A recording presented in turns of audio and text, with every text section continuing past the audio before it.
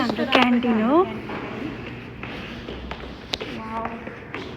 हेर्नुहोस् यो चाहिँ हाम्रो क्यान्टिन यस्तो राम्रो छ, पैसा पनि राम्रै भएर होला। के छ हेरौँ।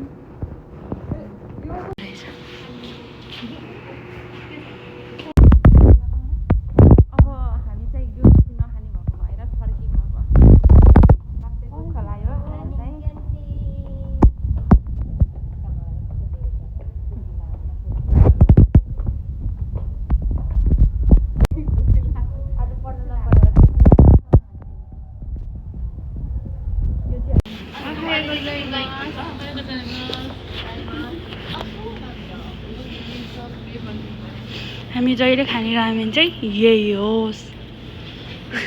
देखिरहेको छ यहाँभरिमा पाउने सबैभन्दा सस्तो यही हो, त्यही भएर हामी यही खान्छौँ।